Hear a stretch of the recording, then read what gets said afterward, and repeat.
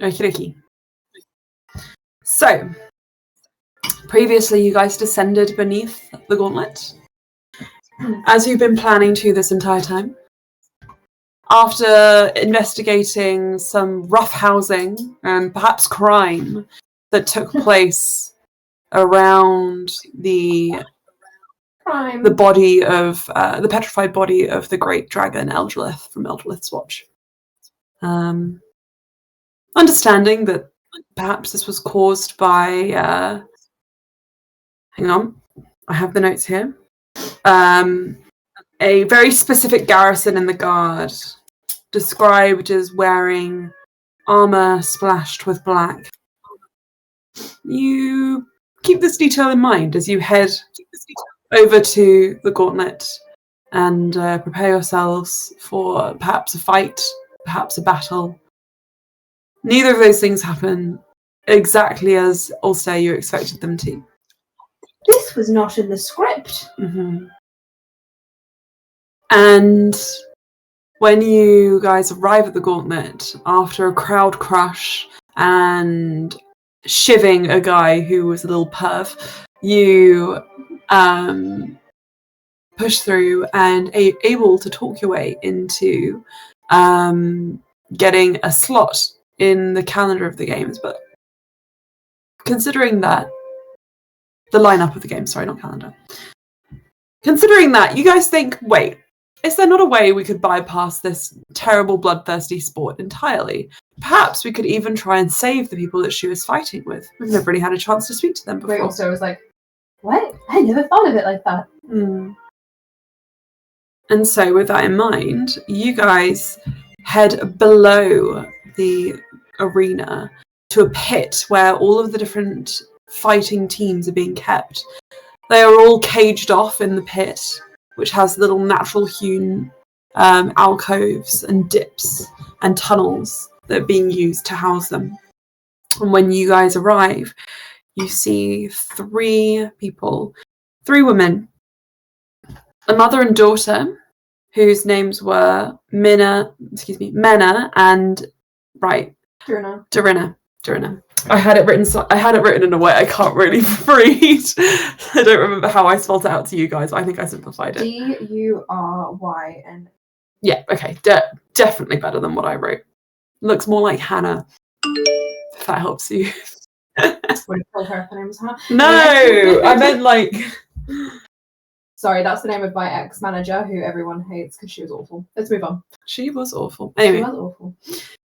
Anyway, moving on from this, you guys meet Mena and Durina, and they, after you guys obviously make sure that Ulster is not seen by Shu, who is volatile, but not openly violent yet, they explain to you how they came to be in this position, what they're doing there, and their purpose.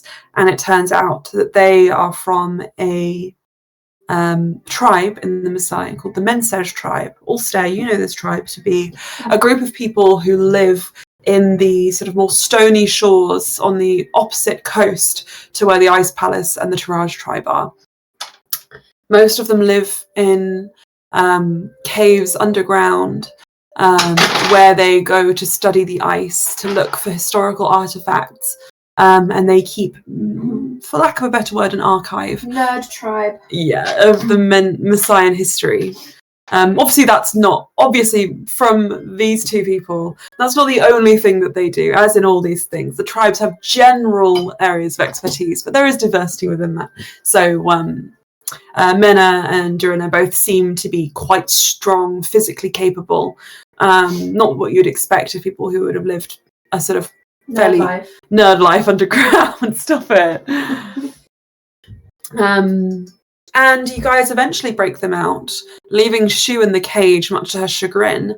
Bring them around, and they meet you, Ulster, who, together, you guys hatch a plan to try and free Shu, escape with everybody without the guards noticing and without leaving anyone behind. Part of this included, obviously, contacting a certain NPC who you've all met before very briefly and a long, long ago, Alabek Mensej, who was a prince of the Mensej tribe and a eligible applicant for the king's trials. Obviously, he lost in favour of Lucas and Ulster. So, all of this in mind, you guys wrap up your conversation with the two paladin women and turn your sights now to Sparks, to what to do next. Oh, sorry, I'm yawning. Okay. That's all right. Coffee's still kicking in. Okay, so we're currently like around the corner from Shu Indeed. being able to see us, and all of us are together. You're all together. Another detail, Okay. sorry, small detail. Mm. You guys have. Loran mentioned he was going to start setting up a teleportation sigil in this room, which is no longer being used. However, you guys also found a potential alternative exit out of a tunnel, which goes sort of a little deeper, but from Sleer's knowledge of underground tunnels and just being underground in general, this looks like the kind of utilitarian place that would lead you away from the fray and to safety if you needed to make a quick escape, a non-magical escape, for whatever reason. Whether that means Loran is locked out or whether that's because Loran is forced to take only some of you or one of you in the teleportation array. So. I think Sparks would want to know if we are split up, then who would need to go with Ulster. So she'd go in the event of a magical exit where only some of us can exit. Which ones are some of us ideally? I think Loran says Shu, certainly. Mm-hmm. And then I suppose it's whoever's closest to me at the time I can grab. But I would hope Ulster? that... Well, bit of a given. Okay. But if we are to become separated, I'm sure I can trust all of you to keep him safe.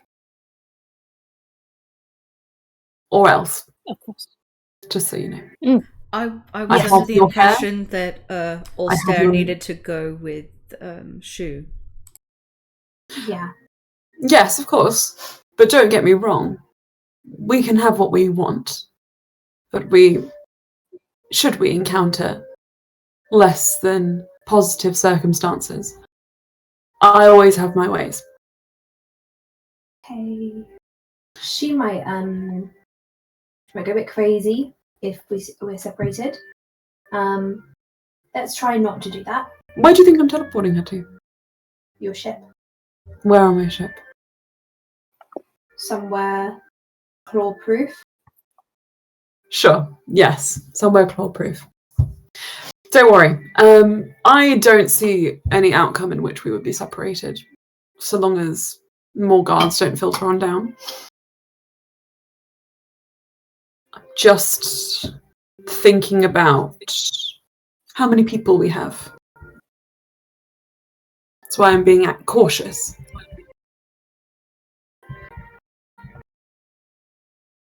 I'm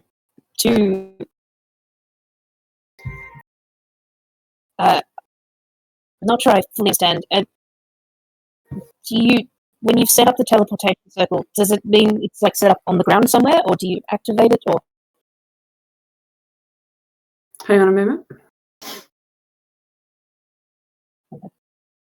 Down. Is my connection okay?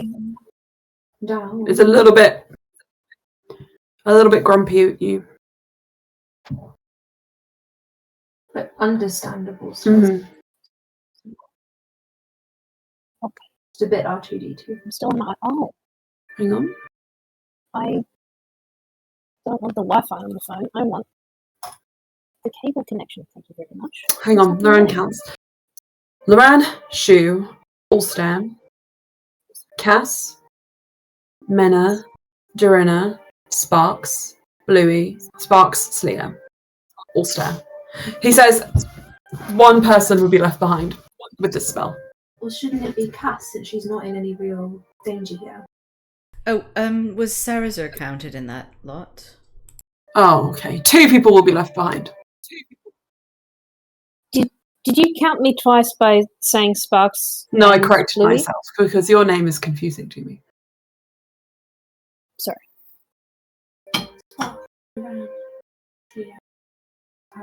Me. 8 people who need to come.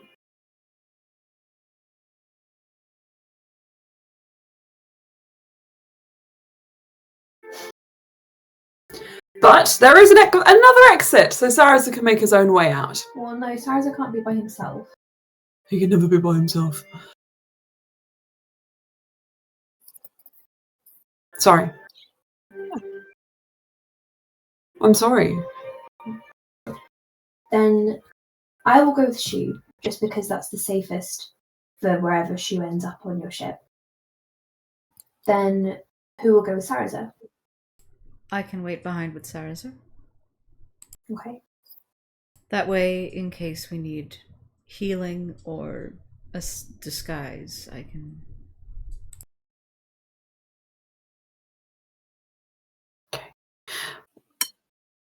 Well, then we will pick up a... We'll pick up a signal from you. I'm sure we have something of yours we can use to track you down. I'm sure it'll be fine. Indeed. Or you could just come with me. No, we're not leaving Saraza behind. Sarah's in the corner like, you fucking bitch. And I mean, that way you have all the strength as well as people who know what Shu needs with you. Indeed. I have to take he looks at Mena and Durina. I have to take them because now I've taken responsibility for them. And if anything happens to you guys, Alabek is going to be very unhappy with me. Think He's already a little bit unhappy with me. think Mena just says in message to you all today. She says, thank you for your generosity. It's all good. I mean, hopefully he will pick you up promptly. If he doesn't, we will offer you all the comforts of a ship, which include hammocks and bread. She smiles and says, sounds like the ship we took to get here. Well, we'll give you better comforts then. fresh air. Fresh air, Fresh air would be wonderful without the smell of copper or blood in it. music, ocean. It's very nice, actually. Mm. Right. I will go speak with Shu. Let's just go over the rules again, guys. Do not hit Shu. Mhm. Do not hurt Shu. Do not, under any circumstances, try to put Shu in harm's way. Please. Mm-hmm. Okay? Restraining in any way a I no-go? mean, if it comes to it, yes. But I highly doubt that many of you, maybe you guys who looks at Sarah and Sparks, would stand a chance of holding her down. Sarazar looks disbelieving, but nods anyway. She said, except Sarah and Sparks. Oh, right, okay. Loran looks offended, but understands. Loran, she will snap you like a toothpick. She will not.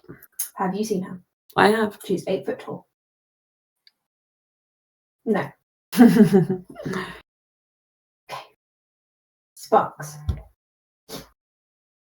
Can I stick next to you to protect you from damage? Or do you feel like with your transforming you'll be I want to stick by you to make sure you're up. Is that the smartest move? I mean, okay. She's going to come for me. She's going to attack me. That's just kind of how it's always been. If you get in the way, I assume she'll go through you. So the best thing to do is let me, hopefully, keep myself up for as long as possible. If you need to intervene, if you've got any healing, that would be great. But if you get in front of me, I would be worried about you. So, how about defense from afar? And potentially restraining her if she does try to bite my head off. I quite like to keep it on. I can do defense better when close, is all. Okay, then how about if she lashes out at anyone else, you're there to protect them. And Slia, you can buff me up with healing. Until she, well, yes, once she recognizes that I'm not you. Yeah, we're going to have to reach an impasse, her and I. So, yeah. We'll just see what happens, probably be fine. Mm-hmm. Shall I stick to you then, Slia? Protect Slia, yes, because if Slia's up, she can keep healing me and protecting. All right. Lauren says, also, if you freaking die... I'm not going to die.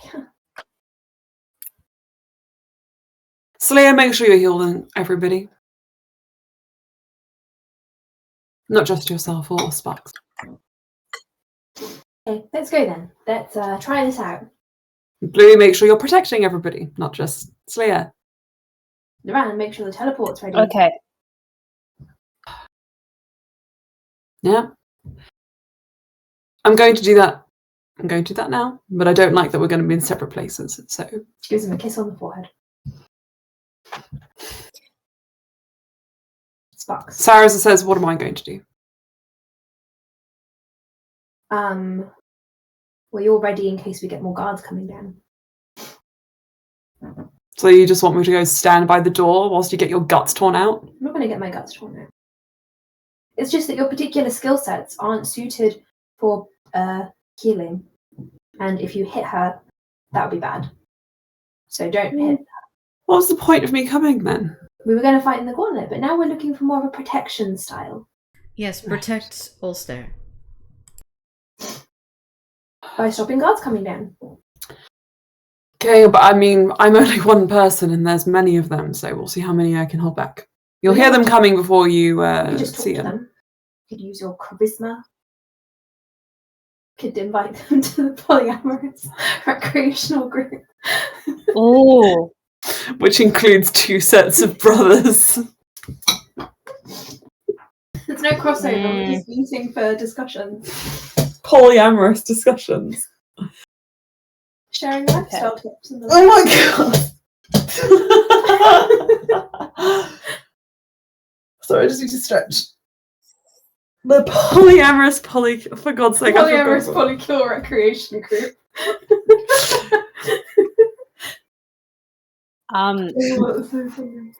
Okay. I will. I love you. That sounds good. Okay. I want.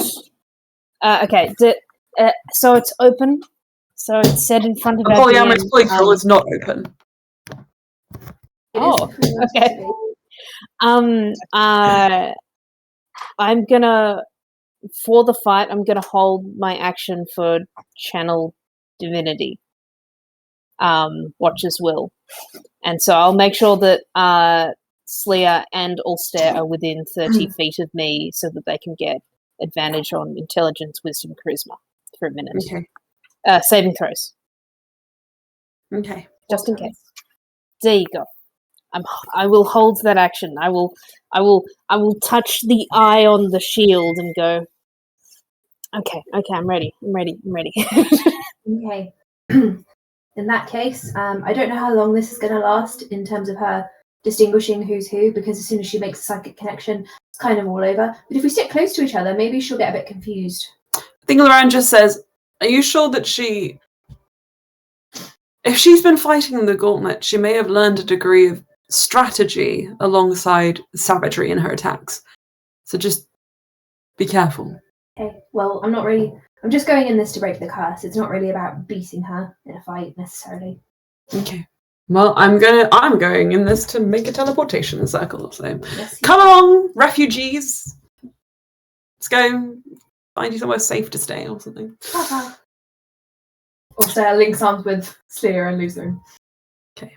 Mena and Durina look back towards where she was being captured and just says, please keep her safe.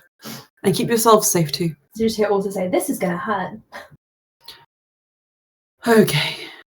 Do you not want my sword? No. Or mine, her daughter says. No, just sit and enjoy yourselves. Chat to Laran, chat to each other. Think about what we're going to have for dinner tonight and all that usually keeps me going. Okay. And they leave as well. So the four of you, as Sarasa heads over to the sort of the far end of the Remember, Sarasa, that's the polyamorous polycule recreation group. Those words are not coming out of my mouth, Mr. Okay. Even if I am polyamorous. Oh, that's a revelation. Is it? Haven't I mentioned I had 2 boyfriends? No, not really. No. Had 2 boyfriends. We can discuss this later. He Okay. pats him and leaves. All right. And he walks off. Maybe we can find Sarah's 2 more boyfriends somewhere. Anyway, let's deal with Shu. Okay.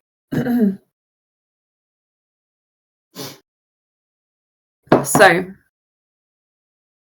how are you guys dealing with Shu? I'm kind of just planning on going up to the gate and seeing what the situation is. Just poking the bear and see what happens. I mean, he knows that it's not like a fight in which he has to defeat someone. It's an encounter in which he has to figure out how to break the curse. So it's a little bit less straightforward. I think Sparks would want to be in front of Ulster and Sleer as long as possible, and perhaps once standing aside will activate Watcher's Will. Because I imagine there won't be a surprise round, but we could always check the gate. And if the gate's, I don't know. Anyway, I don't want to give our DM any ideas, but... Also kind of bouncing behind you as we all walk, Sparks. Remember that you cannot put yourself in front of me because she will just go through you. Please don't get hurt. He kind of shakes her arm. There are better uses of your life. I just hear the word flesh like somewhere else. Flesh. Just protect your lovely, scaly flesh. He pats your arm. Okay. Yes, I'll protect my flesh. And I will put mine on the line. Let's go. All right. Okay, so you guys full speed ahead, throwing caution to the wind. Just step around the corner. Okay, right. Right. In front of you, you see a sort of rough but sturdy looking gate. It is, about 10 foot tall and about 7 to 8 feet wide. So it's taller than it is wide. Sort of all of the different gates here used to cut off each pen have to be clearly like made bespoke to fit these weird kind of stretches and cutouts in the tunnel system or the alcove. And this one is rather tall, and there is a door style kind of like carving in the gate that's been cut out into it and is like heavily chained, as you guys noticed before. Obviously, you had to be very careful removing the chains previously. Now, the moment you step around, you hear those chains rattle as Shu surges forward and slams into the bars and reaches a hand out. She reaches so far and so hard that you see her skin being brazed, like kind of scratched up by the metal that she's putting her arm through. And she reaches and she just lets out this roar. It's impossibly loud and impossibly guttural. It is loud enough to set off the rest of the people in the pens, just jeering and yelling and trying to figure out what's going on. Whatever has happened here, they don't know, but they are yelling in response to Shu. Now, you can choose to respond to this, but you guys notice one thing, which is that the gate, heavy as it is, the door section of it does not seem to be a match for Shu. Yep. As those chains, which you guys were very carefully winding before, buckle and strain against her weight. Does she seem to be aiming for a specific one between me and Sleia? Not at this moment, no. Okay. I lean over to Sleia and just say, I think we should just stand a little bit apart. Just to, not give her one target, but to give her two different things to choose from.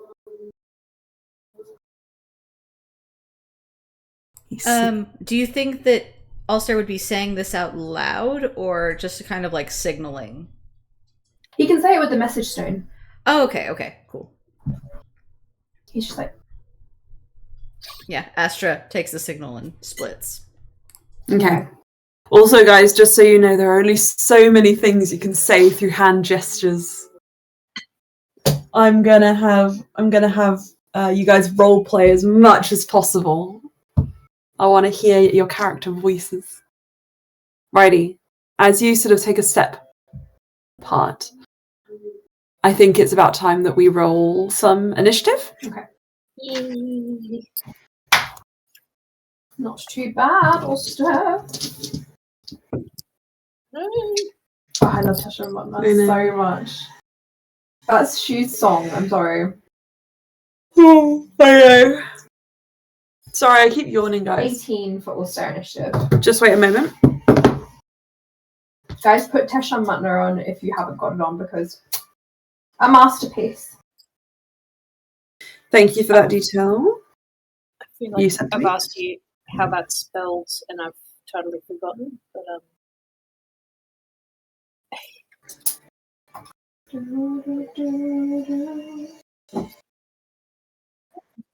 Just to double check that I've got it right, Sparks has activated the Watcher's Will, which is all the... It's holding her action to activate it. Okay, it's not active I haven't yet done so. Okay. I think because it lasts a minute, it'll be easier once we're in rounds. Yeah. Okay. But it's all the, like, the mental stats saves. Saving throws on the mental stats have advantage. Cool. Thank you. Okay, so let's do this.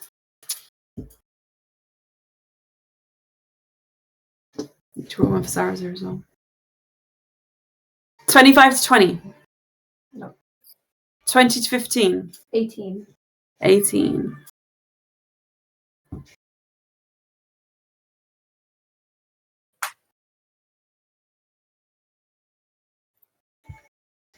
Okay. 15 to 10. Me. 11. Sparks and Sarazo. Actually, it's Loran. Sarazo.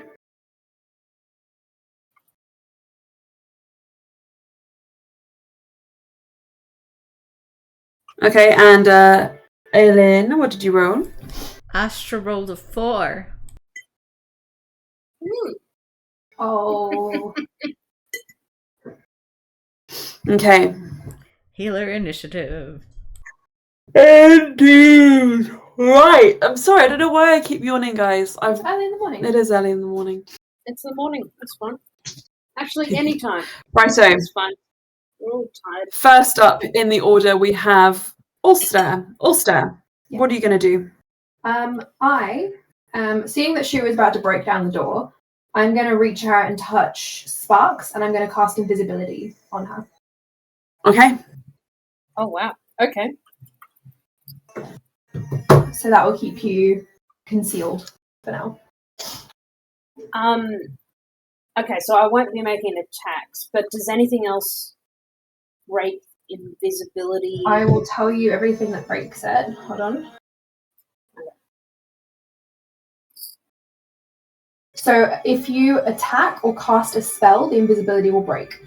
So it will give you a slight edge if you're trying to either get in a better position or if you're trying to get, a certain surprise on someone. Okay. All right. Thank you.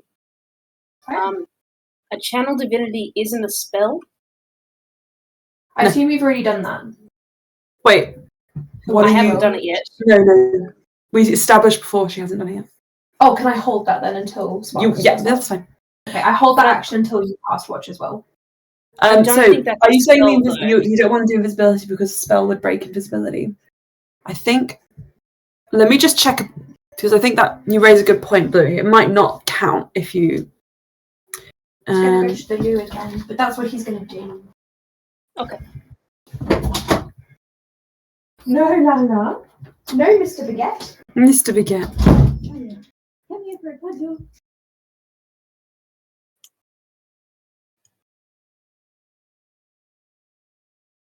Aylin, do you have I'm just having a look.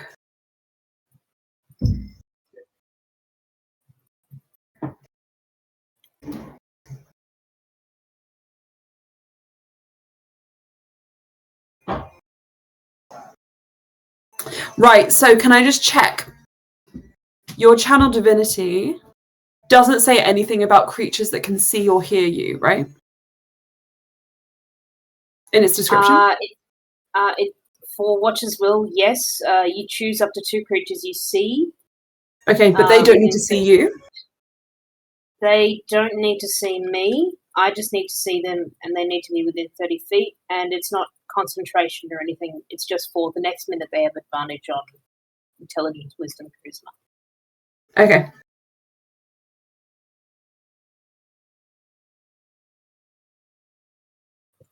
Okay, cool. Then that's fine. I think you can be invisible, and channel divinity won't break it.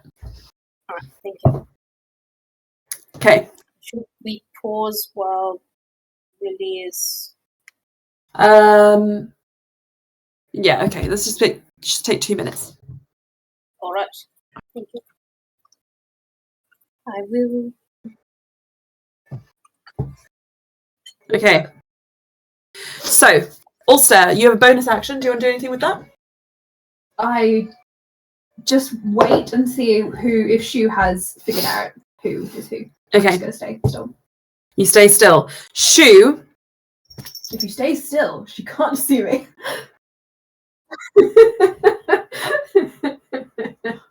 Surprise, she was actually a T-Rex.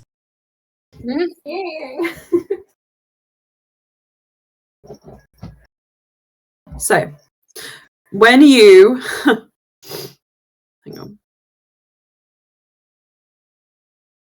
It's just giving him some scratches so that he stops bothering me. You stay still. And when it comes around to Shu's turn, she slams against the bars. This is going to take up one of her multi-attacks. And the door just buckles and falls away. Okay. Leaving her to bend down and walk through it. She rolls her shoulders back and each She's like muscle 3 feet taller than me. clicks into place. She... Let's just make a wisdom check. I'm just thinking. looks between the two of you, Ulster, unable to decide who it is exactly she should go for. She decides she's going to use crowd control. Oh. And you guys watch as she kind of like slowly kneels down, winding up, kind of getting all on her haunches, and then she leaps forward, spreads her limbs wide, and then just goes slam down on each of your throats. And I would like you guys. We're quite far apart though. Are you not coming? You're not next to each other? No, we split. Slay. Okay, who's nearest to you, Ulster? Sparks is invisible. Ah, okay, then she needs to decide one. Yeah. Okay, she's going to go. Who's on the left? I think me. Who's on the right? Then that's Slayer. Right, okay. She's going to decide. That means she doesn't have to do crowd control. She can do a more deadly thing. Oh. Oh, So, someone pick odd, someone pick even. I'll go odd because I'm left. Okay. What's that got to be? Left is odd. I am odd. Okay, Slayer, Oh. you look over at Ulster instinctively, look back, and you just see a flash as Shu's hand contorts into these like talons which shred her skin, and she is going to attack you first. Now, first attack is going to be with her claws. Where are you?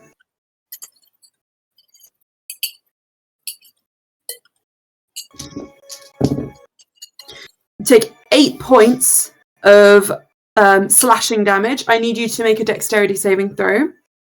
Plus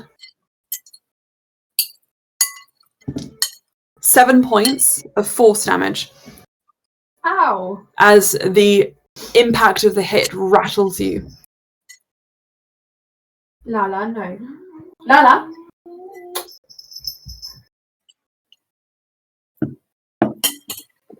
Sorry, sorting Slayer? all of the things in my lap. So that's an 8 on You are knocked prone. Makes every hit a critical, right? Yep. So in your Oh, next wow. turn, you're going to have to use half of your movement to stand up again. You can choose to keep lying down. No. the bright side is I still look like Ulster. Okay. The downside is now that she has your blood on her fingers, she just goes and licks. Ugh. Oh. And then there's just like this rush of anger that like ripples and kind of like jolts through her as she You mean realizes bamboozled? she's been tricked. And she has got a bonus action, which she can use, which allows her to take what was the equivalent of an unarmed attack. So she's going to use that. It has disadvantage though, because you are not Ulster. This specific attack. I was gonna say, would it actually just be a flat roll in that case? Because You're prone. yeah, Sorry, I'll re-roll. Thank you for reminding me. Hmm. That's gonna be 12 plus 4. Wait, yeah, plus 4. So 16. that just hits. Okay. She punches you. a You tooth take comes flying 5 out. points of bludgeoning damage. Sorry, I said force damage before. Bludgeoning damage is what I was thinking of. I don't have resistances to like anything, so it's not a big deal. Okay. So I don't know how much damage she did to you in that round, but just take it off on your sheet. Alrighty, and that is her turn entirely.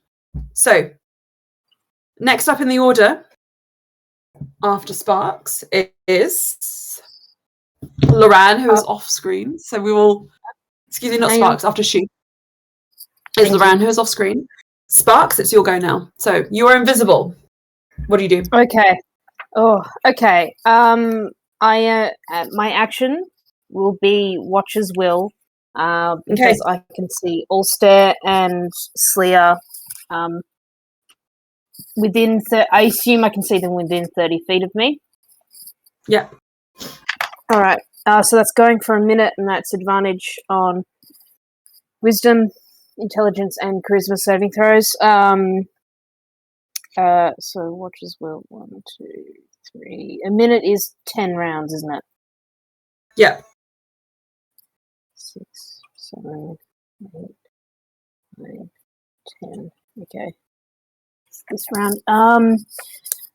That's my action. I'm not sure I have much in the way of healing for Slia.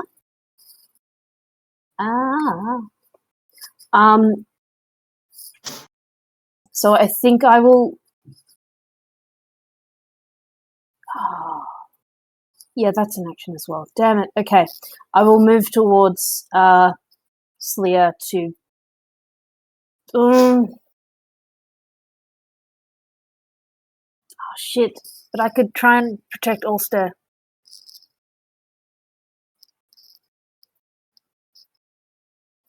I think because she's invisible, I think she's going to move over to Ulster to be within 5 feet of him.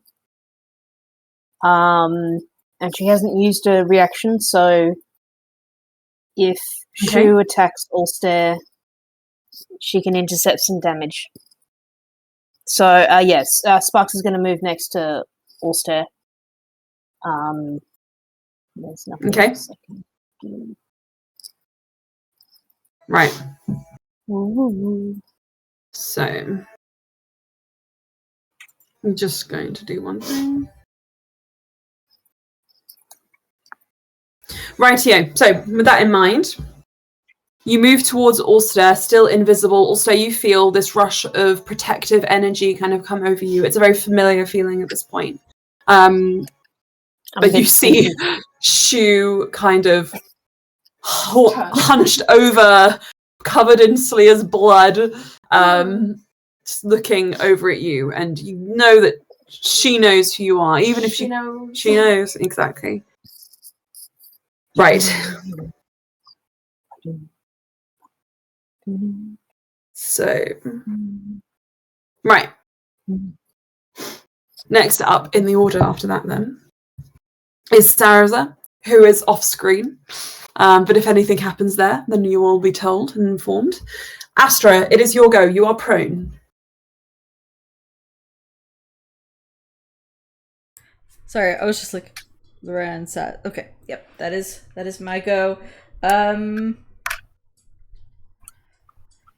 I think I will go ahead and just stand up in that case and move over behind Ulster since the jig is up. I may as well just essentially I will ready. You're moving away. You're moving over to Ulster. Yes. Okay, she's going to take an extra attack against you. Oh, whoa. That might not hit though.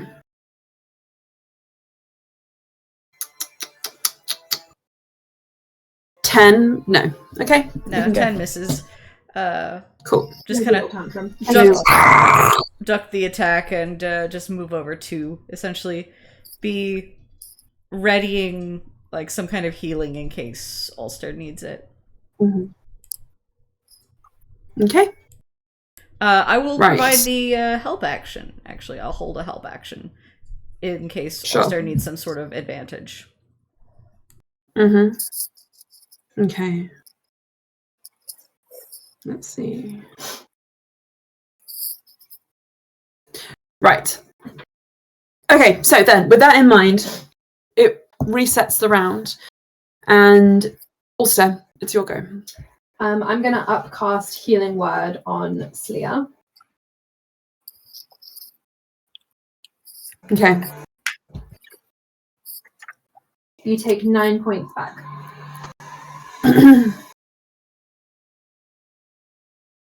Looking a lot better. And he just... The only thing he can really do is brace himself at this point. Okay, you're not going to do anything. You can't Would that do be anything else. a hold the dodge action to give disadvantage to Shu? Hold a dodge action? Yes, I Did could you- do that. What was healing? Not very Is healing word a bonus action? Yes. It's a bonus action. The only problem is he's not very melee. He's not really a melee character. I'm just checking if he can do anything else. I can hold a dodge action, yeah.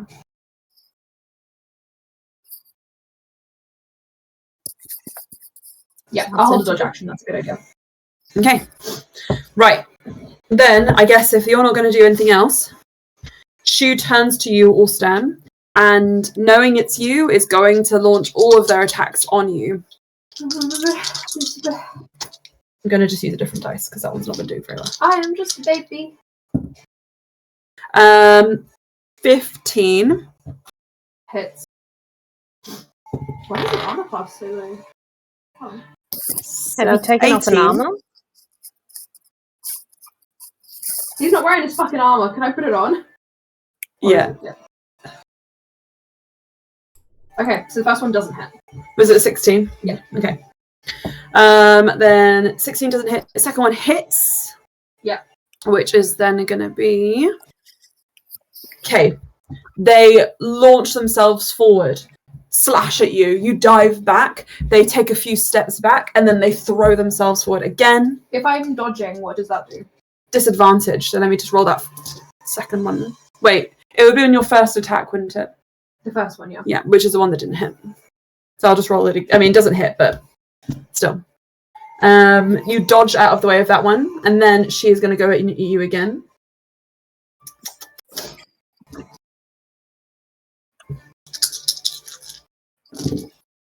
You take 8 plus 5 is 13 points of slashing damage. That's okay. She didn't get momentum, so she's not going to do that extra 1d10, but she is going to use her bonus action to rage. Hi, he's my bonus action to rage. To rage. I'm angry. As she just kind of yells. And that is going to be her for now. Sorry, but all stand next to a massive barbarian is quite comical. Yep.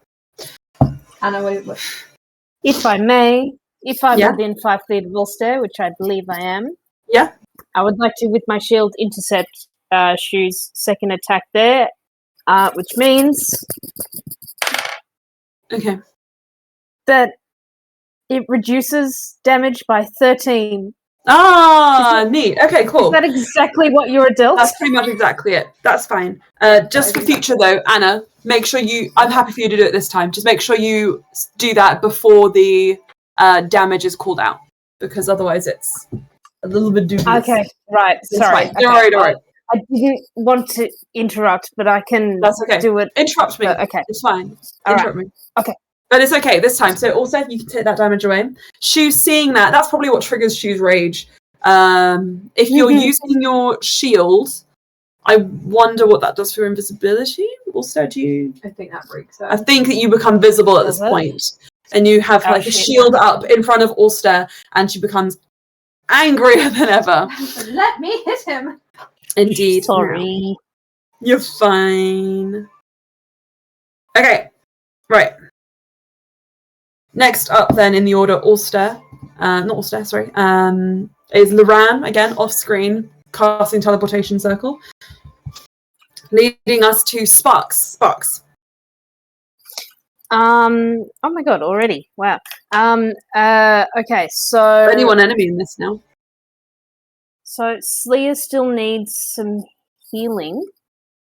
I don't have much in the way of controlling Shu. I could try Moonbeam. I did mention that last time, but I think Ulster was sort of saying that it may not. It'll do damage, which he doesn't want to happen from us, so I will just forget that. Okay. Instead, I think I'm gonna. As Leah came over to Ulster, is Sparks in touching range, or can she walk to touching range? Slea's like right behind Ulster, like within touching distance. So if like Sparks Okay. is, we're a little triangle of people. Yeah. Okay.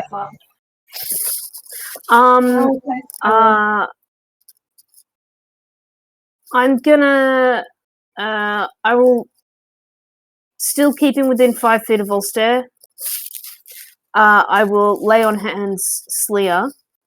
And for now, I'll give them back 9 HP. Nice. Cool. That's my action. Amazing. And I think that's all. Okay. It's a tricky part. All right. Yeah, I didn't happen to prepare altogether that many useful spells. Oh well. Okay. Do it, guys. That's the end of my turn. It's all a learning experience, innit? Sarah does something off screen that you guys can't see, but He introduces some guards to the polyamorous polykill. a very brief cutscene as he's like, "Look, we're not related. It's not like that. The twins are just they're clones. The Dragonborn is that better the or main worse? heal because they are the same. There, I love dragons. That's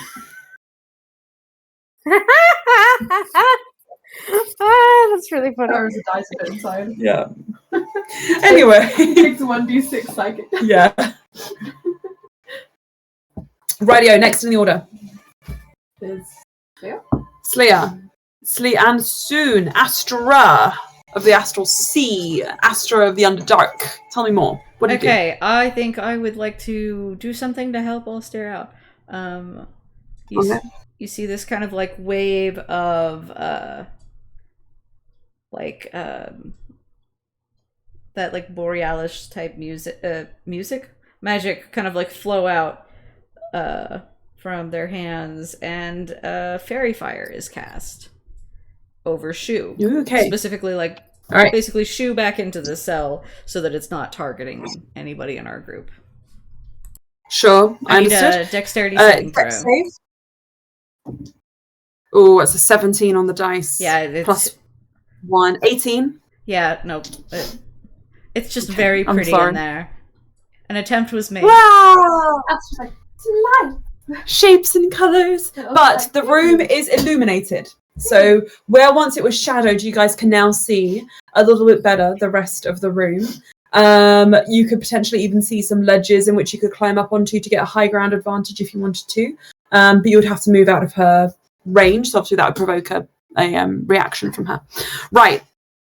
With that in mind, Ulster, as this round renews, there are a couple things to just introduce. First of all, when she looks at you, as she's drawn your blood here, she kind of just licks down her finger and tastes it.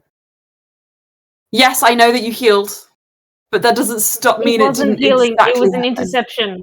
He never got Okay, dealt all right, damage okay, in then the first never place. mind. We don't have Sorry. anything happen. That's okay. I'm sorry. Don't worry. Oh, No, okay. it's fine. It's fine. Sorry, all good. Then nothing happens. She Slea's licks blood. her fingers and is like, Slea's where's the blood. blood? Slea's blood, and is like, no. Okay, right. Ulster, it's your go. Oh, Knowing that Shu can do crowd control, I'm going to Misty Step Nice. onto one of the raised platforms. Okay, great. So that's about 30 feet away, is that all right? Yep. All right, Which is a bonus action. mm-hmm. And as my action, la la la la. I am going to.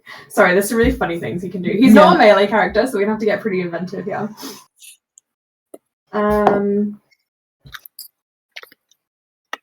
He's just gonna pull out his scimitar and be like, "Oh." But he's on a raised platform now. Do you have the cantrip Shillelagh? No. Oh, okay. All right, you pull out your scimitar and you just ready yourself. You can hold an attack until she comes into range if you like. Yeah, I'll poke her with my sword if she comes near me. Okay, great. Next up, Shu is gunning for Ulster. You guys know this. So as she sees Ulster move away, she is going to turn around and she is going to use her running leap to get up to you, Ulster, and she's going to make that a reckless attack so that she can take -5 off of the attack roll and add 10 to the damage. Oh. Okay. Okay. Which means Sparks and Astra, you guys both get an attack of opportunity on her if you want to take it. No, don't have her. This is a fight of running around.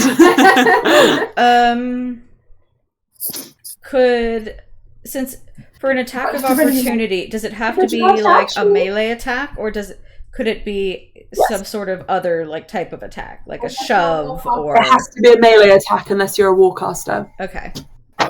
Yeah. Unless you have another reaction that triggers if somebody moves out of your range, then yeah, it would just be melee.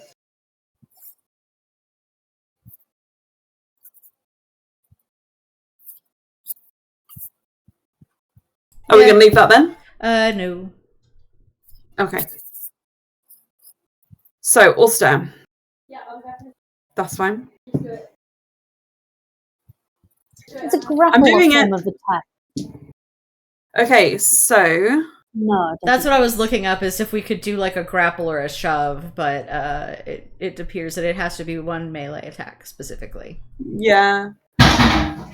So there is a feat called Warcaster, which you can take, and that specifically exists to allow you to improve your attack of opportunity as well as other elements.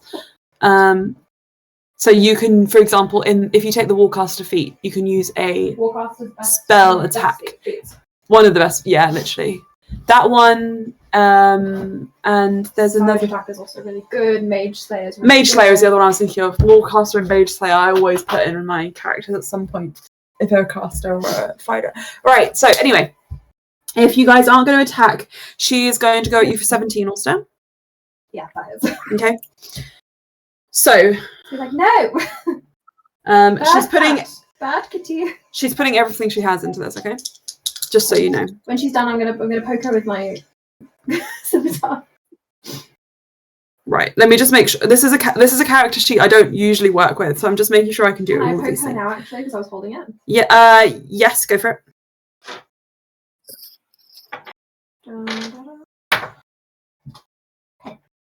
24 to hit.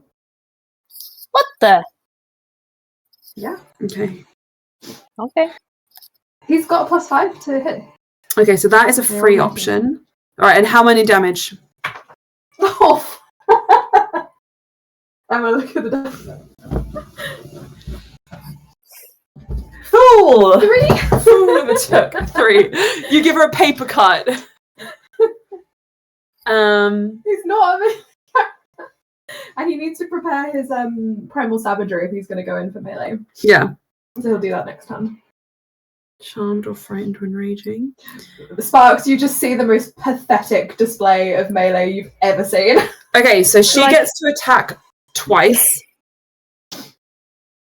She's done one. Also gets dragged down. Hang on, I'm just making sure I've gotten every single thing. Okay. It's like a shark versus a duck. Okay, right. So she gets 2 attacks. She gets her bonus action attack. And she's doing a running leap because that's the only way she can get to you. And she chooses it to be that way. Okay, so, right. First one. Yeah. 8 plus 5 again. Oh, same as before. No. 13 plus... Oh. Yeah. I thought you were saying 13 to hit. I was like, no. No. And then she only gets this damage roll once. Plus 2, 15, of which 2 is bludgeoning damage. Okay. Can you make a dexterity saving throw? Ooh. Oh, and plus 10. So actually, a natural 1. okay, it's actually 22 damage.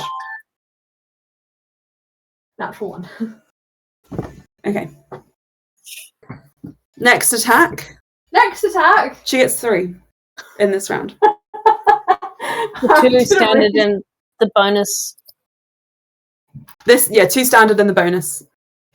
You don't have to make a dexterity save, but it is with advantage now because you're prone. Yeah, that's fine. And that is going to be, I mean, it hit anyway, but I just wanted to see if you've got a crit. 23. 23 to hit. Yeah. Yeah. Okay. She doesn't get the extra d10 now, though. She just pick him up by the ankle and just go. That is going to be, although maybe no, I didn't declare it. She'll do that on the next one. That is going to be 10 points of slashing damage with her claws. I'm on 10 HP. Okay, final one. She's going to choose to take 5 off of the overall and add another 10. Okay. Oh, wait, and she gets to add 2 to this one, I think. Okay. As well. No. She doesn't get to add anything. Sorry, can you add 4 points of damage taken off? Because I forgot to add those. An extra 4 points of damage. Yeah, because she's raging. I'm on 6 HP. Okay, What? so 18 minus 13 plus 7. No, minus 13, minus 5 plus. Huh? So 20 to hit. Yeah. No. No. Okay, that is going to be 7 points of damage. Ulster is unconscious. No. Plus 10, so 17 points of damage. He's really unconscious. He's like, yeah. Okay. Great. All right. I'm on death phase. Also, you are unconscious. Aww. Guys, from your perspective, you just watch as Shu... Have you guys ever seen the end of The Avengers? Where the whole goes up to Loki and just goes, flomp, flomp. Oh my God. That is what happens. It's beneficial to you guys to stay as a group, shockingly, in this instance. Yeah, that's 40. So that's over 50, that's like 50 points of damage in one go. She has. Wow. Yeah. Oh. She's pretty good, I won't lie. Yeah. But she only gets rage for 10 rounds, so Only 10 rounds. That's how long most combat lasts. it's true. It's like 60 minutes. Yeah. No, it's like a minute. Sparks. Does the advantage on the mental saving throws continue after death, or no? Oh, not death. Does it? Hang on. Let me have a look at your character sheet. I can try and find it. I just... Huzzah. He's just a wild shaped. Oh, hang on. Oh no, that's the wrong thing. I was going to What say, is I'm wrong? surprised you didn't. Every time he used a bonus action already, so he couldn't do it. Okay, let me see. So, Sparky Blue. Sparky I Tip. don't see anything about that ending early, but I wouldn't be surprised if it ended early because the character went unconscious. Lala. No, Skinny Man is here. Mr. Mr. Big Skinny. Bluey Big Ass. Sparks. Oh yeah, I'll just hold on. I'll just Oh. Oh no. Features and traits. Channel Divinity.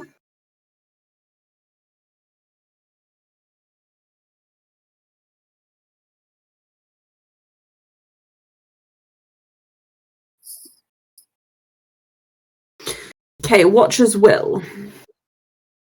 Lala's just sitting by your feet, sniffing you.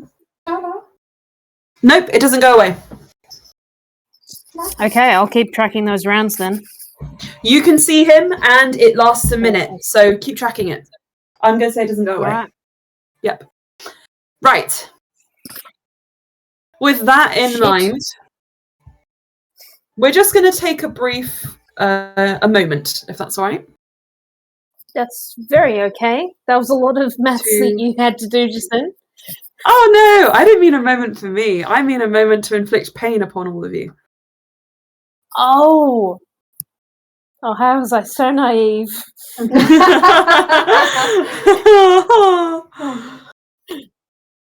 Also did say that when he goes unconscious. Okay. A very brief pause in the fighting, if that's okay. Yeah.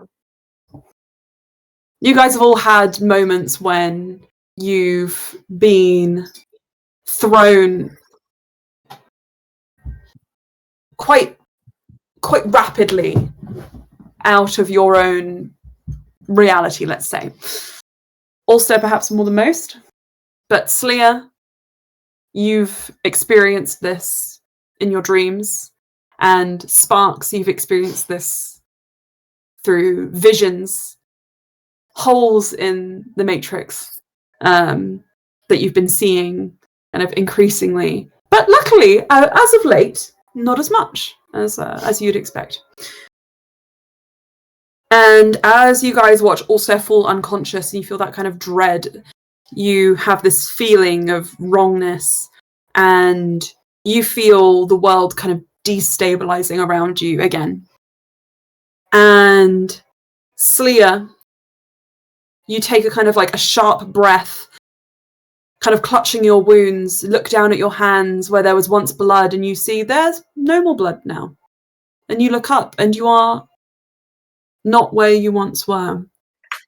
Sparks, you look around and everything is exactly as it was, except those shadows that were illuminated and dissipated by Sleer's fairy fire now feel ever closer and more constricting, encroaching upon you.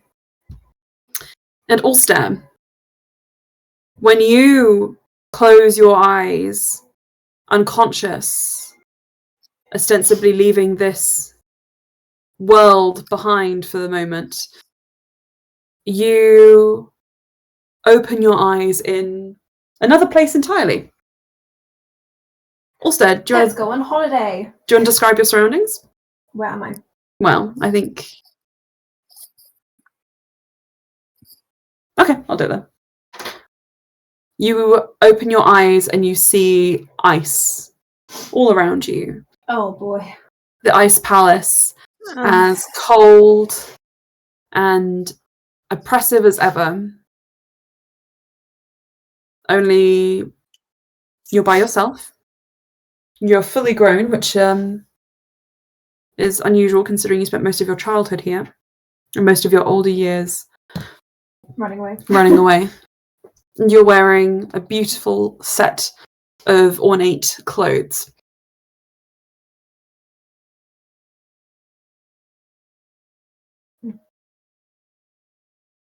Do you have any reaction to this or no? I think I imagine he's on the floor, sitting down. Yeah. I think he just looks over himself and then immediately tries to ascertain where he is and what's going on. For sure. So he knows he's in the palace. He doesn't know what's happened. I think he vaguely remembers the last thing was Shu smacking the shit out of him. Okay. So he feels around his face, for the wounds that he had. You are completely healed. There is no damage to be found.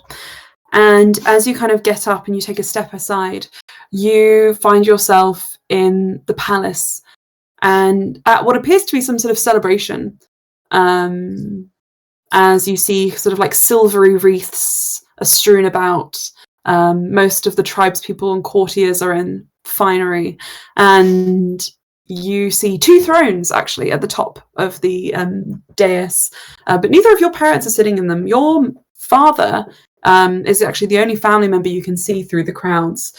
He is sort of stuck to the edges of the room with a single kind of attendant beside him. And he also looks far removed. He's definitely not the center of attention like he would be in your world. Okay, I'll make a beeline for him as someone I recognize. Okay. I think when he comes to you, when you come to him, he takes your arm and says, "Are you all right, Ulster? You look unwell. Paler than usual." Funny thing to say. That was hilarious. Ha. What's going on? What day is it? He looks Yeah. very concerned when you say that and presses the back of his hand to your forehead, and he just says, Ulster, it's your engagement party. You were here just a moment ago. You said you felt... Yes, by what? Are you quite all right? Yes, he kind of brushes himself down. He points at Thrones. Engagement? Who am I marrying?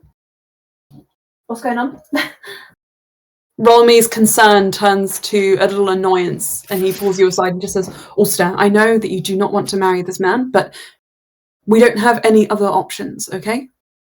So please, whatever this farce is, stop it now. We've put a lot on this to protect you, okay? No, I just definitely feel a bit woozy. Definitely, yes. Where is he?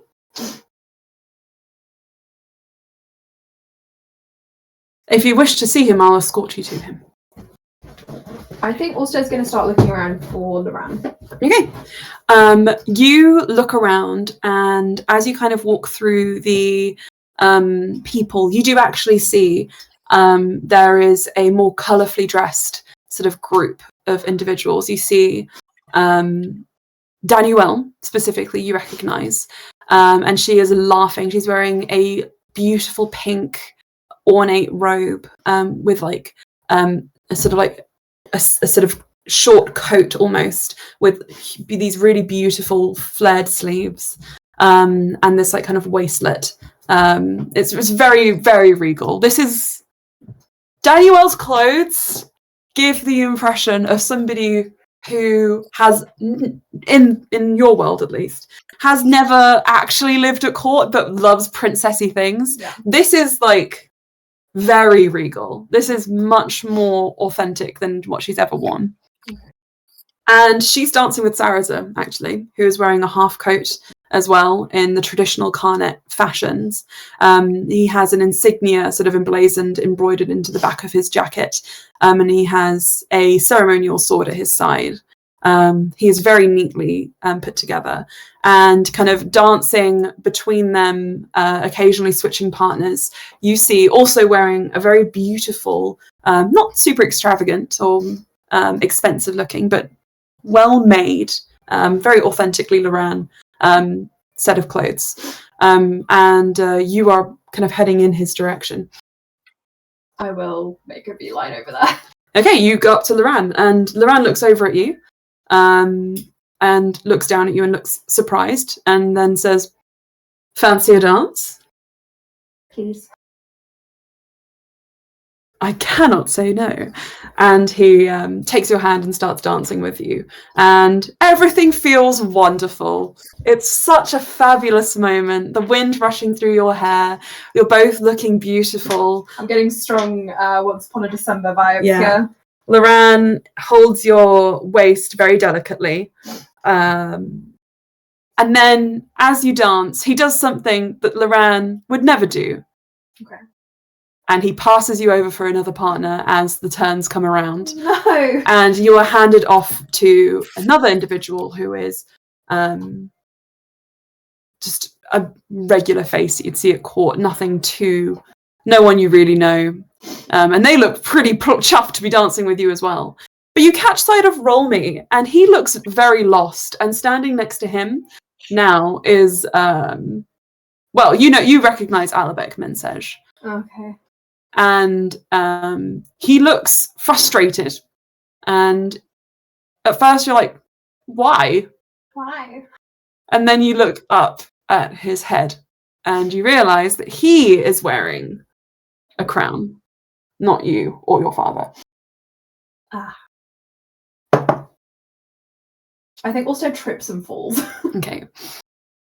Rolmy comes forward and takes you out of the crowd and says, dance with your betrothed, please, Ulster. Please.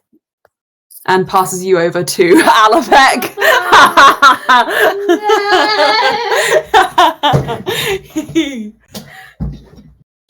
your bestie's right there, and you got to dance with the gaunt-looking guy. I think Ulster's just a bit teary. Like, my head hurt. And Alibek says, if you are unwell, you should go see a physician. And is dancing with you, and he steps on your toes once, and he's like, apologies.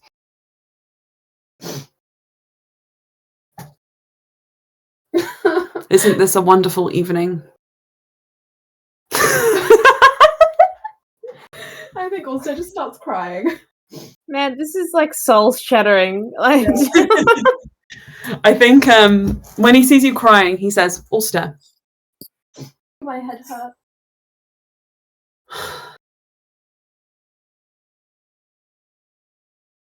I will find you a physician. But please, try and put some effort in. And he passes you back to Rolmy and steps away after about a few minutes of dancing. And Rolmy just looks so disheartened, and he says, Why did you shun him for that other man? I didn't shun anyone. He was right there, and you went to dance with the other guy instead. Who even is he, Ulster? Please. My head hurts. I'm going to bed. And he will make a run from the room. Okay. But he will go to the gardens instead of his room. Sure. I think you struggle to get there, actually. Okay. Because as much as you know the palace, it is very different from what you remember. Whilst the rooms and the corridors aren't much changed, there are doors and secret stairwells that usually open themselves to you, being a royal, which remain sealed to you now. Private areas reserved specifically for the royal family, which you are not allowed to pass through when the guards see you there. And can I get out of the palace at all? If you go to try and leave, the guards also do not let you leave. But Can I jump out a window? Well, you can resign yourself after about maybe 15 minutes of kind of like going back and forth. You've kind of got two options. You can try and jump out of a window, or you can take sort of the public staircases as far as you can go and see if you can figure it out from there. Okay, I'll take the public staircase. Okay. A devastating 30 minutes after you leave the ballroom, you manage to get up to the gardens. And this is somewhere that really only you know. He's just cursing the entire way. Yeah. And then as you pass this 30 minutes, you have this realization. How foolish could you have been to snub your fiancé, who Alibek, you don't like him, but you understand that you're not the ruling family anymore. This is the best match you'll get. This is what will keep your father safe. And if you don't keep this match whole, and well, bad things can happen. And the memories of this world, everything of why you're there, the reason you're there, why there was a party tonight, all begins to flood back to you. Okay. Okay. I think Ulster does go and see a physician then. It's like, of course, my head hurts. Okay. I think knowing now what you know, you can head to your private quarters or to just the closest like sort of sitting area and get a servant, because they do respond to you, just they don't let you places you're not supposed to be, to send you someone. And actually, as you're waiting, Alibek does turn up again, looking a little bit frustrated, saying, I was searching for you. I didn't realise you'd left the party altogether. It was too much. That's fine. I understand you're not a huge fan of these soirees. I have brought you someone, and a physician comes in and checks you over, and he just stands there and watches the whole time. There's nothing wrong with you, the gentleman says, and steps back. Just take some rest, perhaps. Thank you. Then am I allowed to go to bed? Or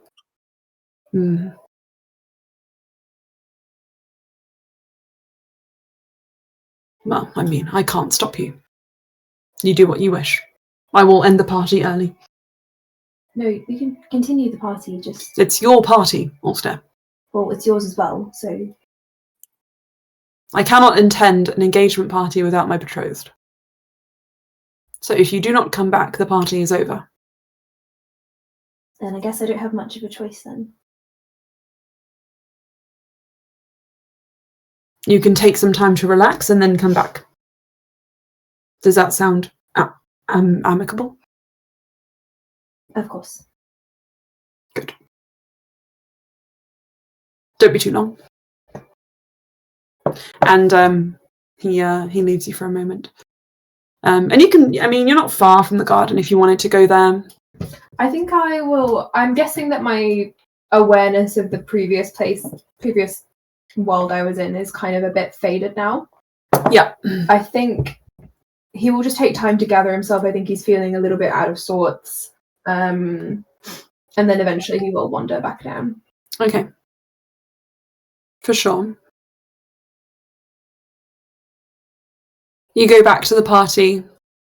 It is much the same as when you left, except you are more of yourself than before.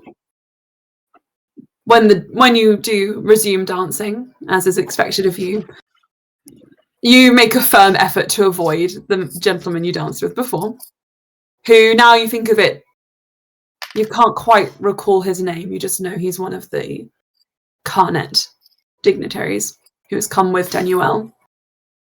But Daniel dances with you. I know Daniel. You do know Daniel. Okay. And she seems happy and pleasant enough.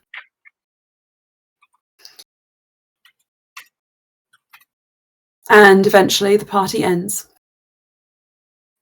And there's so tired. You're exhausted, and there is no expectation of you going to anyone's chambers. You have your own place here. And you can go rest if you wish to. I will. Okay. And you go to rest. The moment your head hits the pillow and you lay your eyes down, you open again and you are walking. Yeah. Up the stairwell towards your garden with, well, what would you be taking with you to pass the time? Probably his journal. I think he still draws a lot. Okay. You have your journal and your drawing materials in your arm, under your arm. And when you get to the top of the stairs, you kind of kick off your shoes and you feel the grass beneath your feet, and it's quite relaxing. No matter your station, the garden is always there. And you walk past the rose bushes where once, as a child, you pushed Albeck. Nice. And you sort of like make your way through a small gap in the bushes to your private little sanctuary. And you stop. Then you frown, because lying on the ground there, you see a young man whose name you kind of vaguely remember from last night, who you briefly danced with, but you don't particularly recall his name, only his face, because it's very handsome. And you bump into who we all know is Loranda, lying on the ground, tuning a little lyre. In that spot? In your spot. Wow. You can't be. There are many other patches of land and grass that you may occupy here, but this is not one of them. I looked around. Don't see your name on it. Ding, ding, ding, ding, ding, ding. So pulls out a page of his journal, writes his name, folds it, and puts it down. I'm happy to share, if that's what you're implying. This is where I sit. This is my spot. And this is also where I am currently sitting. Can I interrupt for a small pause for a second? Yeah. There is I'm having some roboting issues for you and Lily. Oh, you sound really. I am too. Hang on. Okay. Let's go to a different region. Let's travel. Okay. How is this? Much, That sounds better. Yes, much clearer. Y'all sound amazing. Okay, cool. Thank you. You, Loran leans back and is just plucking the lyre and says, I don't see why we can't share. I don't share this place. This is where I sit. I'm not going to bother you. Unless you find me particularly egregiously bothersome. You didn't last night. Are you going to play that instrument whilst you're here? I was planning on it. I'm very good. Then I suppose you can play the instrument whilst I occupy this space. And he sits down. Thank you. So gracious. And he continues just strumming. And it's actually quite a lovely little tune that he plays as you... Hang on. I wonder if I can find something that's similar. I don't think I've actually ever heard lyre music before.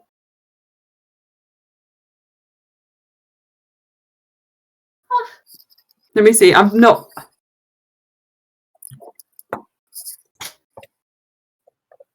Ooh. It's nice.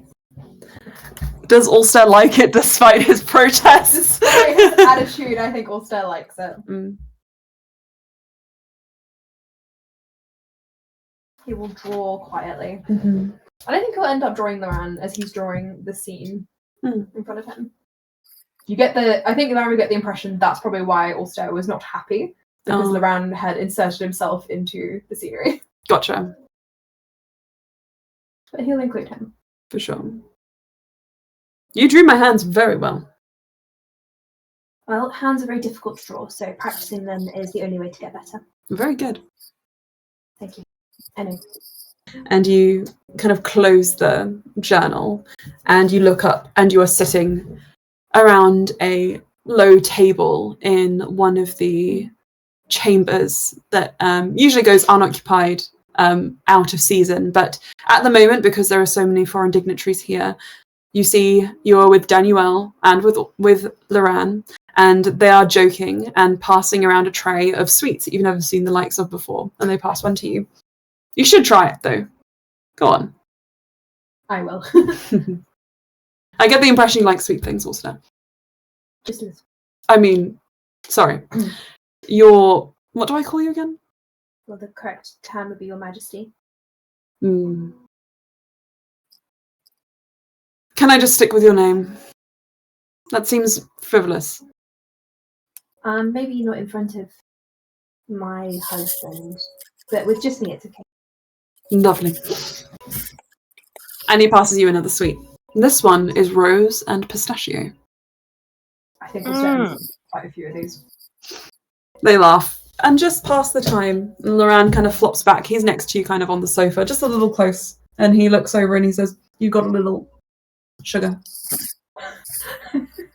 I think Ulster's a bit flustered. No, you didn't. Hang on. He looks at his thumb and just kind of like wipes it off your mouth. Got it. I'm going to go now. Bye. And we're just going to take a quick pivot from wonderful daily life in the palace. Is it? Is it wonderful? Svea, you wake up with a start. And it's again something you've been feeling recently. You can't quite remember the shape of your dreams, but you just have the sudden feeling you need to check on Shu. And you look around and you are, well, actually, In Slea's travels, we know that she spends a lot of time at the sort of very small but nicely put together castle off of Ironstone that Cass was given by the Deck of Many Things, which is now doubling as this sort of retreat for all the children that you guys are rescuing from the Sisterhood. And over time, I think you would become a sort of hub of operations for your guys' efforts against them as well, where you sort of bring in people you trust to help take down their regime. But of course, a little section of that is a home for you. But is there anywhere else you call home in the material plane or otherwise where you would spend time? I think the Ice Palace is probably on quick dial at the teleport. Other than the Ice Palace, for reasons I will never not share with you.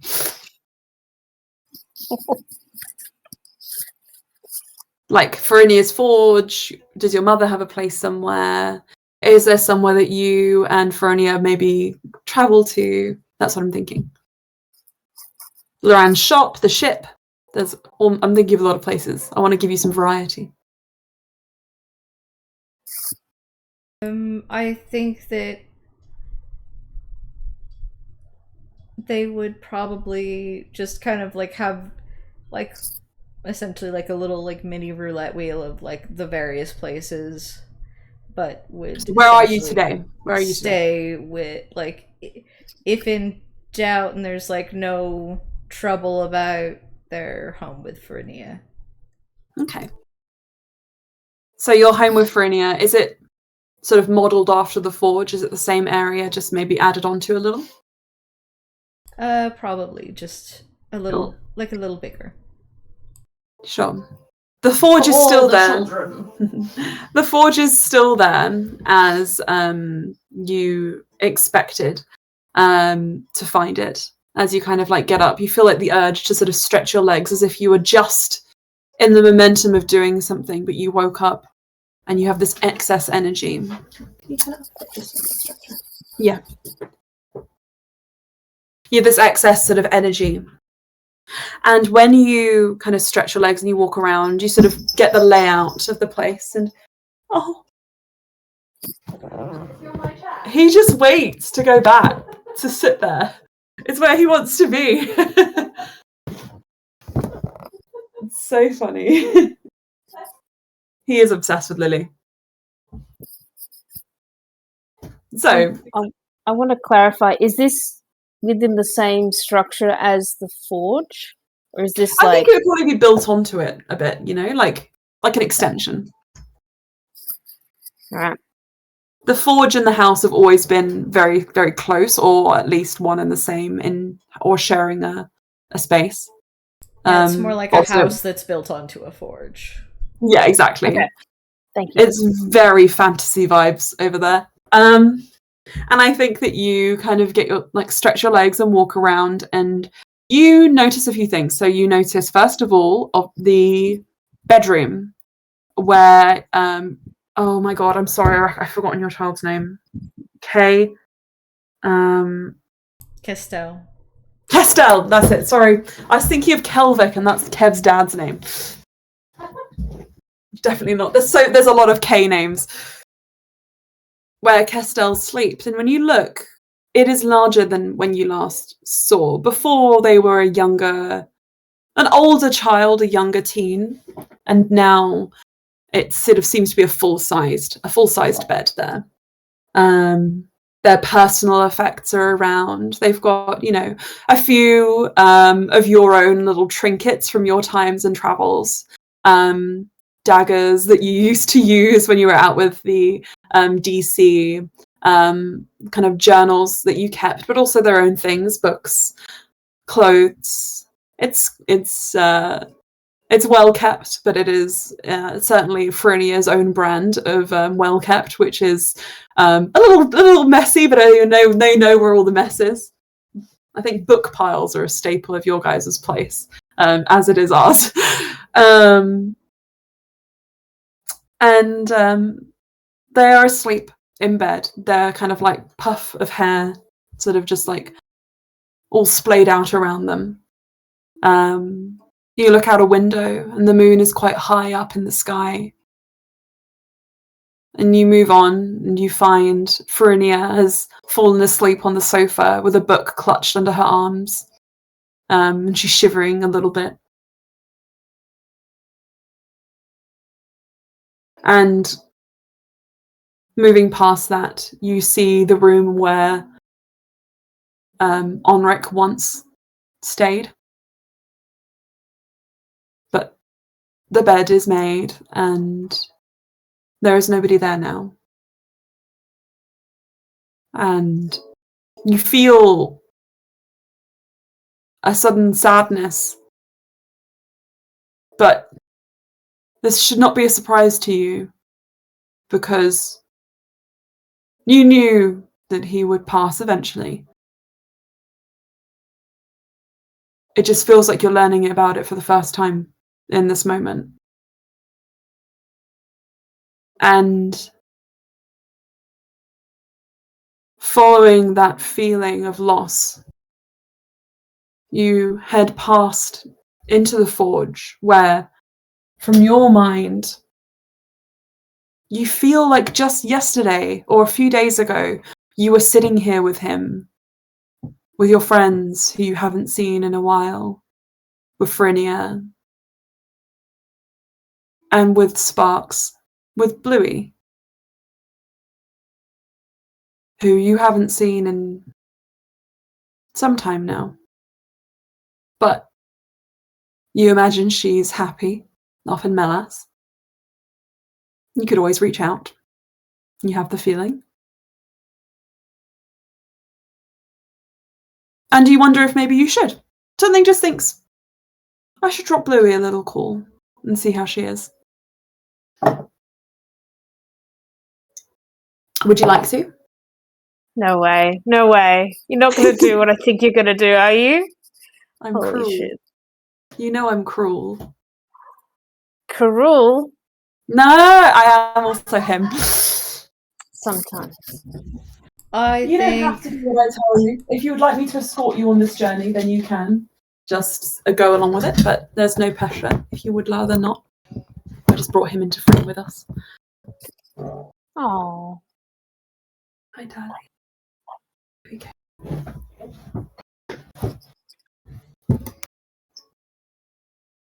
Astra makes sure that that like Castell and Farinia both are like partially covered up, because yeah, if you cover them up too much, they get like sweaty hot. Yeah, and Damn. just the right amount of covered, and Sure. then pens a note. Be back soon. Gone wandering again. I love you. And then Oh. Slia just kind of grabs like essentially like a go bag, which is just always packed, and is just like the essentials for okay, Yeah. I'm going out for what could be a few days, could be a week. Sure. And heads out to a teleportation circle to go visit Bluey. I think you would just go to Loran's shop, probably, considering you are basically one of its sole runners at this point, with Loran being so busy. It is almost exclusively yours to use, and you know there's a teleportation circle right there. Which, when you arrive there, takes you to Bluey, and you can help yourself. Loran hasn't exactly said that you can help yourself to anything, but he's never said you can't. So if you need any extra supplies, you can take them off the shelves. And you head on the teleportation circle, and you find yourself very quickly walking along a path that you walked along many, many years ago, from a very small temple where you guys terrorized a gnome towards Did we Melas. terrorize the gnome, or did the gnome terrorize Gnome us? terrorized you. Yeah, exactly. It did, yeah. You see the shining lights of Whitecliff Castle, which has grown in size, the surrounding area around it becoming a township in its own right rather than a collection of farmsteads. As the overspill from Melas, people finally allowed to actually leave, has been quite immense. This area of the north, which was once cut off from the rest of the world, inexplicably is now being reclaimed by the people who are exercising their freedoms. Refugees have made their home here and been welcomed by the farmers, many of them now owning farms themselves and contributing to the local economy, mostly. Hang on, just 1 second.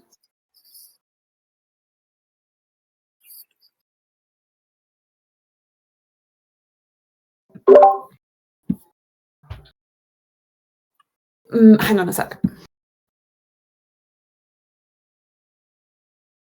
You'd be coming from the old Carmentran temple, but it wouldn't be a temple.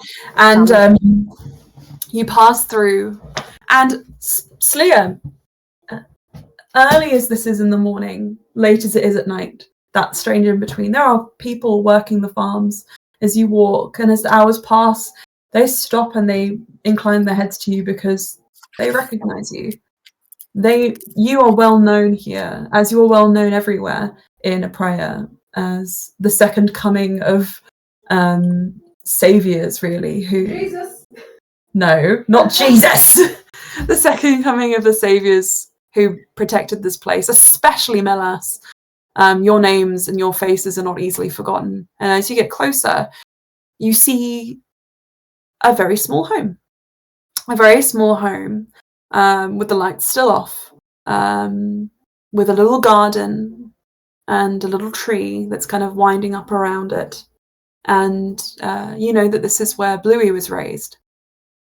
And as you approach, you see kind of a little bit grey in the morning light, quite still. Bluey is standing out in the garden, looking out over the cliffs. She seems to be holding her sword in one hand, and it's curious. And you get closer, and you get closer, and then you feel your stomach kind of lurch and stop as you realise this isn't Bluey, but this is a statue of Bluey. What? And you Okay. walk slowly around it, and you see it is delicately carved, intentional, expensive, and at the bottom there's a small plaque, in memorial. And you realise Bluey passed away. Oh. And you're not exactly sure why you felt drawn here, or how that thought could have missed your mind. You went to her funeral. You were there. You held her hand.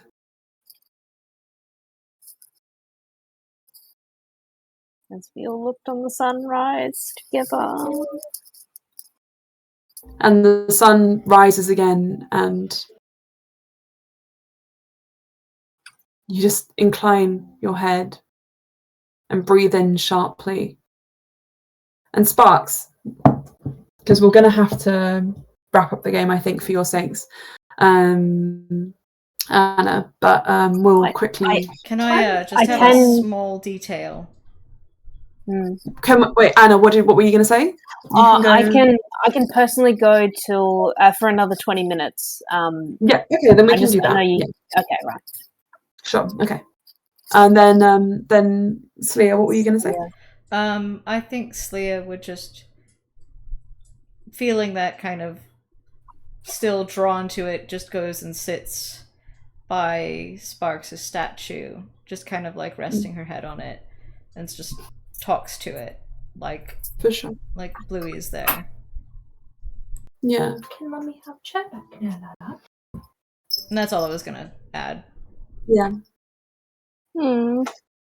And Blue would say, "Hello, Slayer. Don't be sad." Oh. Oh, aw. I had a good life. Sparks. Hmm. When Auster goes still on the ground, that whole world contracts. And you feel a hand on yours. Come quickly! And you turn around and you see a Githyanki, a young woman with wild hair and even wilder eyes. She looks like she's been through shit. Her skin is beaten and bruised. And you recognize this as my own. The woman who you helped the woman who you helped in the Green Sea. And she grabs your hand and starts running in the opposite direction. Quickly now, go! My own? Yes. Okay, yeah. She's like stumbling and starting to run with her. Okay. Oh, where have you? Oh, hello. Where have you been for the last week? Week. When? It's been far longer than that. I've been looking for you. Come now. Hello. Quickly. I'm glad you found me. What? Do I remember Ulster like falling dead? This has just happened for you. You remember everything. Nothing has changed to you except this woman has suddenly appeared. And are we in a void? You're in the same space you were in before. It's just a little darker than you'd expect. For you, nothing has changed. Is she still there? She was still there. Sleer is still there. Ulster is still there. For you, nothing has changed. But my own takes your hand and is like, we need to go. Okay. How did you get down here? What do you mean? I flew, obviously. Oh, wait, but didn't I told people what was happening. There are others. They can help you. Okay. Sorry, where are we getting to? We're leaving. We're leaving now and we're leaving fast. Those creatures, the darkness, it's coming. And I don't know why, but it's aimed at you. Okay. All right. And she takes your hand and she is running and you feel the darkness kind of pulling at you. And as the further you go, the longer, more elongated, more intense the shadows become. But you also feel this tether. You get to a certain point as you're running through this space. It sort of distorts itself. It doesn't fully make sense anymore. And you're running and you're running and you're running and there's a sharp pull as you feel resistance. And you look back and everything else has fallen away. And you just see Shu towering over Ulster, who has collapsed on the ground, eyes closed. And they aren't moving, but they are the only thing that's clear enough that you can see them. And I can't run any further with my own. You could. It seems. You could, but you think this is the moment where whatever it is that's tying you would snap. And she pulls on your arm. Quickly now! I said I would protect him. I'm sorry. Who are you talking about? Ulster. And when you say that, she blinks. Oh no.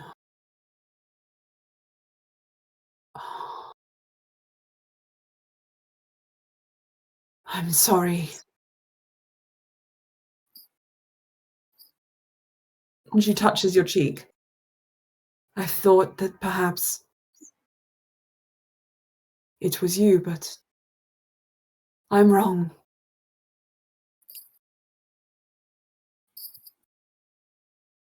You made a great impression on me. And she kisses you. Oh my goodness! Look, and then she pushes away. I won't lie. I had some feelings about you. But wait, hang on. Quiet now. Did we what? Ishtik. Just quiet now. I thought you could leave. It seems more complicated than this. Why were you trying to find me?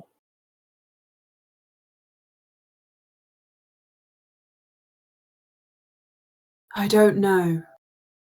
But you're like a beacon.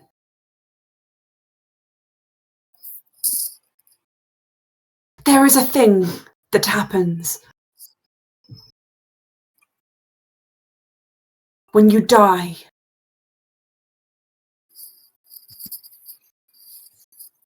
Particularly in the ocean, if you fall, other creatures will come and feast upon you until there is nothing left, not even bones.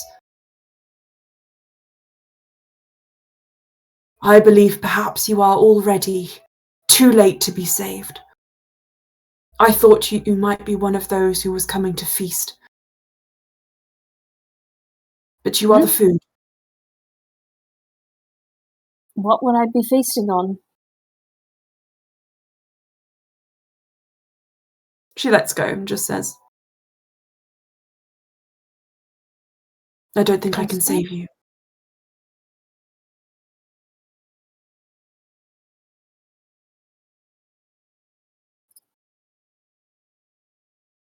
Okay. I'm sorry if you wanted to save me. I will I've gotta recover go. from this. We barely knew each other. I thought I could good. take you from here. I was just trying to do something for you, as you did for me. It will not hurt. You can't come with me? I will not be trapped here and eaten alive. I have a purpose to fulfill, and people must know about this. Okay. However long you last. Good luck. Thank you. I'll try my best to remember this, I guess. And I'm sorry if I don't, or if I'm someone else.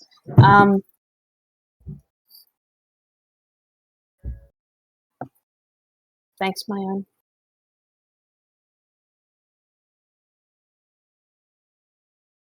I am pleased to say that I tried.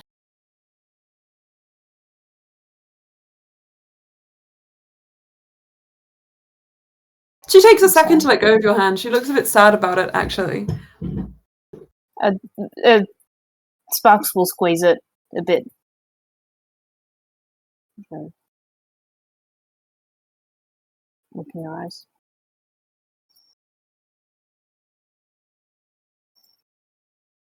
I don't think it'll do much. But you still have the feathers, yes?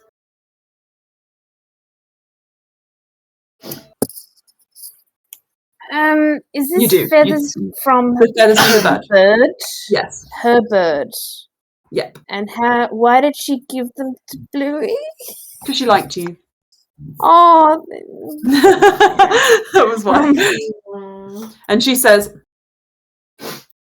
when all else fails, as it surely will, remember that those at least are real.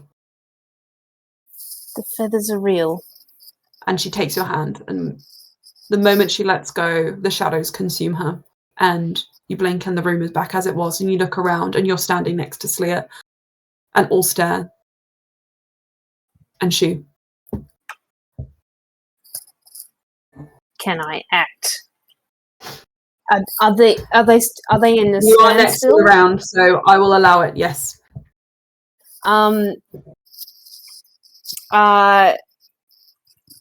Sparks will yell, Ulster! And cast Aid on him. Okay. To give him 5 HP. Fab. Cool. You And yell also out, increase his max HP. Yeah, it does. Oh, yes. Is it? Also, Are you yes. going to increase I'm everybody's? still really good really quickly, and then we're going to wrap up. Oh, allies. Choose up to 3 creatures. Sorry. Yep. Okay. That is Ulster. That's what's the range? It's 30 feet. Slayer and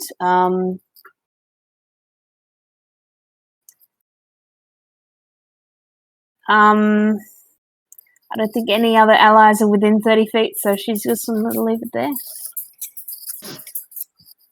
Ulster and Slayer.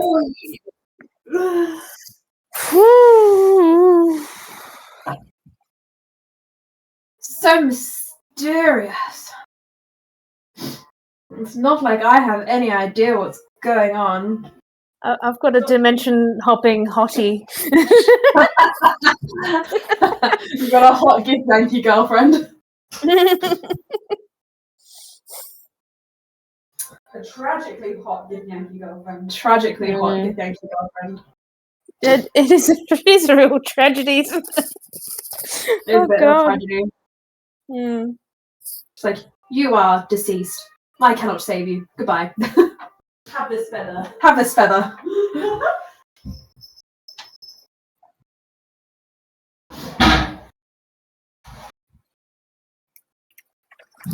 Lala, are you just waiting for a chair? For Mummy's chair? Is he sitting on? He's just Mummy's waiting. chair, you know. He wants my chair. Yeah. Okay, sorry, I just had to go to the loo or I would die. Right, Ulster. Yes. Sorry. Oh, and that's my turn. Yeah. Shu attacked you. Sparks cast aid. But before all of that, Ulster, Oh. in your current state, as Loran cleans the sugar off of your cheek, you blink and you wake up and you look over and your hand is on his chest and you're lying in the crook of his arm. Oh no. In your chambers. Just falling asleep at the end of a long day. Did I cheat on my husband? Obviously. It's Loran and Alabek.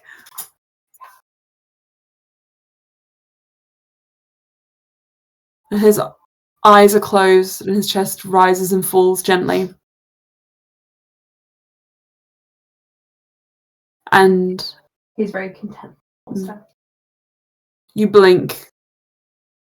And then you are lying there in the other bed with your king of a husband. No. No thanks. Flat as a plank of wood, just uncomfortable and unhappy. And there is this kind of like rapid switch between the two scenes as you realise these things are happening concurrently.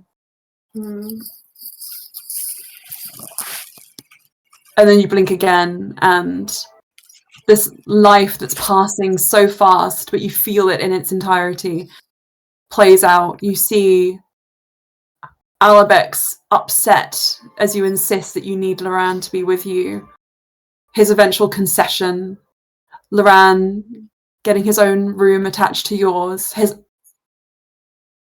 discontentment at being trapped in the palace, but his happiness at being with you. You see when Alabek insists that you need an heir, but it cannot happen the cave baby way because you aren't in love. You see as you guys figure out other alternatives. You feel a slight joy at finally having one. You feel a despair when you realise it's Loran that you love.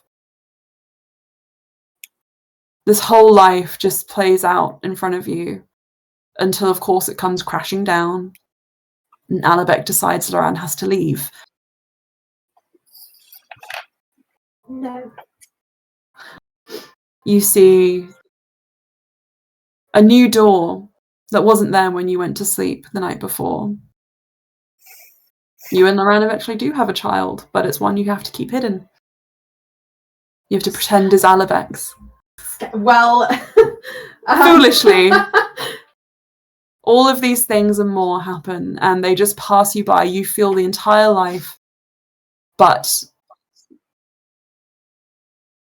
just when you feel that maybe this is where you will be forever trapped. You take a sharp breath, and Shu is still atop of you, ready to strike. And you know what you need to do. And that other world falls away piece by piece, leaving only fragments behind. I think his eyes are full of tears. Ulster, Yeah.